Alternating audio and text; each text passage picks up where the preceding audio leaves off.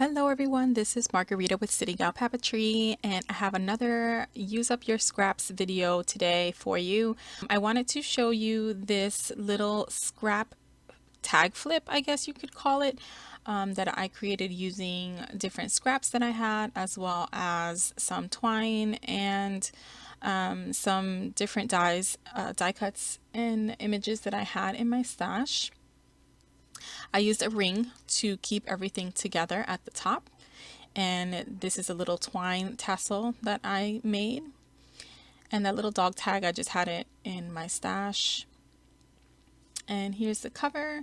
So I'll do a quick flip through of this one that I made, and then a little later in the video I will create one on film so you can craft with me if you choose, or you can see how I made this one. So I made it have this like little stand. So the cover, I folded it in a way that I can stand it up if I want to. And then on the bottom, I just cut a slit so that it will stay in place. And so here are the little clusters that I made. I punched a hole at the top of each of them just to put them all on this ring. And everything on here, everything in this little flip is created using scraps. So everything came from a giant pile of just random scraps and pieces that I was not using for anything else except for the die cuts and the little images. I had this little list that I wrote in and added it to that as well. I love these little sneakers. Some of these were gifted to me by my pen pal, and I added them in here. So fairly simple, you know, it's a nice way to use up some scraps. And so now I'm going to create one on film. So if you want to craft with me, you can grab some scraps and, you know, go ahead and use them up. I started with this pile that I have been working diligently to use up. And I go through it all and grab things that I would like to use. I like this as my cover, and you can see it already has a fold in it, so I kind of just run with it and I make that my fold. So that's going to be my closure, and it's going to allow it to stand, so this way I can stand it on my shelf if I want to, but you don't have to. You can also just cut that off, or you can use some other form of closure. If you wanted to use a button instead and some twine or ribbon, you could do that. I punched a hole at the top, but I gave myself enough space to fold it over as I'm doing here, and that's so I can have this M-shaped fold at the top, and that's so that I can catch all of my pieces of paper in there on a ring, but I didn't want my cover to be two individual pieces. So this way it remains attached, but I still have room to put my ring and a bunch of contents on the inside. So I start by punching my holes in my scraps. I lined it up and marked my hole by using my cover so I know where my center is going to be. And then I use that to punch the holes in all of the other pieces that I want to use. Some of them are tags that I created or cut out of scrap paper, and some of them are book pages. Some of them are handmade paper and just scraps that I had left over from other projects. Here I'm just trying to figure out the order in which I want to put them on the ring so I can work on them one at a time. I grabbed this clear gesso, and I'm going to cover this book page in clear gesso just to strengthen it because it's very fragile. I cut the corners also of my piece of book page, but yeah, the paper itself is really old, so it's very flimsy and it tears very easily. So in order for me to kind of work on it and add stuff to it, I'm adding the clear gesso so that it will strengthen the paper. Then I grabbed some sprays. These are Dilutions, and the other one I think is just from Recollections.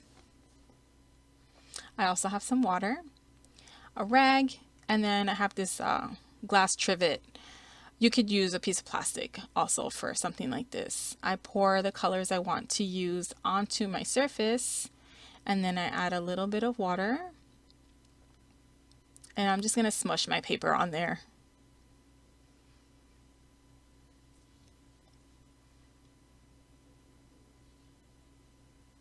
So I get this really cute blended color on my paper. And because I covered my page in gesso, it is compatible with multimedia, or rather with mixed media stuff. I can add paint, or like I'm doing now, I could write on it, or glues without damaging the paper too much. So now that it's dry, I am looking for little pieces of scrap that I could add to them, or to this page. I guess I could call it a tag now. It's got a hole, right? Is that like official definition of a tag? I'm not sure. Let me know if that's right or wrong. And yeah, so I continue adding stuff from my pile there, things that have coordinating colors, differing patterns. And I try to add wording to each of the tags that I create here.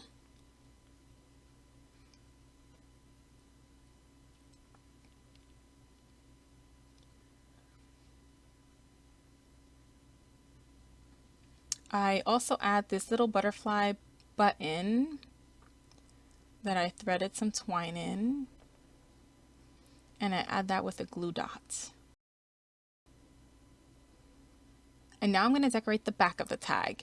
When decorating the back of the tag, I decorate it in, I guess, the upside down side of the front, because I want it to be how do I explain this? I want it to be upright when you flip it.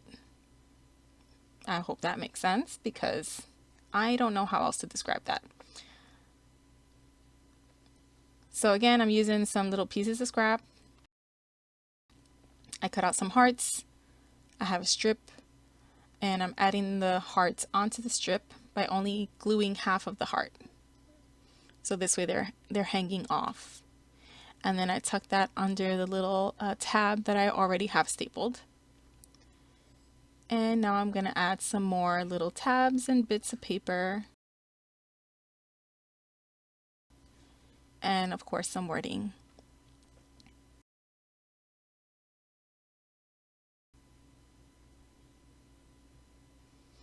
I'm using a 1.5 inch ring to keep everything together, and as I complete my tags, I add them to the ring in the order that I want them to appear.